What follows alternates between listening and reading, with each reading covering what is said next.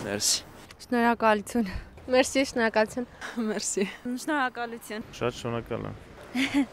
Մերսի։ Մերսի, մերսի։ Շնորհակալություն։ Այս կերպ մեր համակարգացիները պատասխանում էին իմ հաջողախոսությանը, այսօր լավ տեսք ունեք։ Այդ հարցեր։ Ինչ անենք։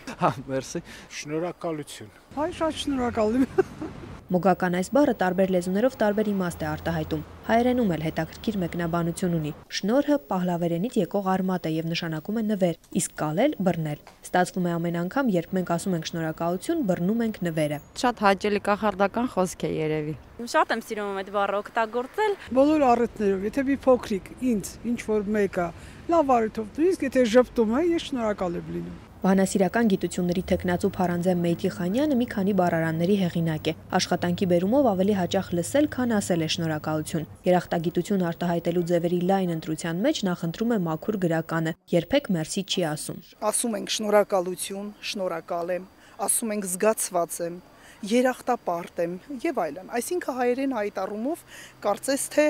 խնդիր չունի։ Հայերենը խնդիր չունի, բայց հարևանի հարսը միշտ ավելի սիրուն է։ Ռուսերենից փոխառնված ֆրանսիական մերսին այնքան հայկական է դարձել, որ այլևս օտարահունչ չէ։ Լեզվաբանը նկատում է, մերսին նախընտրում են երիտասարդները, որովհետև կարճ է եւ մոդայիկ։ Լակոնիզմը մեր պապերն էլ են նախընտրել, բայց հայկական արմատներից չեն հեռացել։ Մեր պապերը շնորհակալություն բառը չեն օգտագործում։ Եթե դուք ուշադրություն դարձնեք, նրանք առաջին հերթին ասում են ապրես, բալես։ Ապրեցնել երախտիկի խոսքն իսկապես կարող է։ Հոգեբան հոգեթերապևտ Մարիամ Ավետիսյանը 20 տարուց ավելի վերլուծում է մարդկային հոգեկերտվածքն ու դրա վրա ազդող գործոնները։ Նկատել է շնորհակալություն հայտնելու ունակությունը առողջ հոգեվիճակի առաջին նշաններից է։ Շնորհակալությունը կարող է նաև հրաշքներ գործել, շատ դեպքերում նույնիսկ նպաստել հոգեկան հիվանդությունների բուժմանը։ Նևրոտիկներ, օրինակ նարցիստիկ մարդիկ, էլ չեմ խոսում շիզոֆրենիկների մասին, իրենք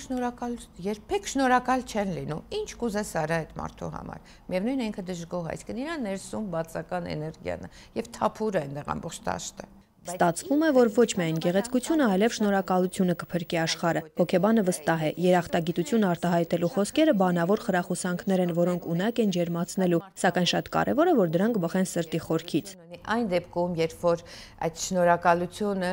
դուրս է գալի ներսից, այսինքն լեցուն սիրով եւ փոխանցվում է մյուսին, եւ նա էլ մեկ ուրիշին, այսպես մանդալայի նման շրջապտույտ է կատարում եւ վերադառնում է էլի այն մեկին, որը որ այդ շնորհակալությունը զգալով ներսից փոխանցեց։ Հայերենում ընդամենը 14 տառ եւ միմյանց կարելի է ուրախություն նվիրել ու ապրեցնել։ Պատահական չէ, որ ՅՈՒՆԵՍԿՕ-ն եւ ՄԱԿ-ը շնորհակալության համար հատուկ օր են առանձնացրել։ Գիտնականները կարծում են, որ եթե յուրաքանչյուր մարդ օրվա ընթացքում 100 անգամ ասի շնորհակալություն, աշխարհը, բնությունն ու մարդիկ ավելի բարի կլինեն։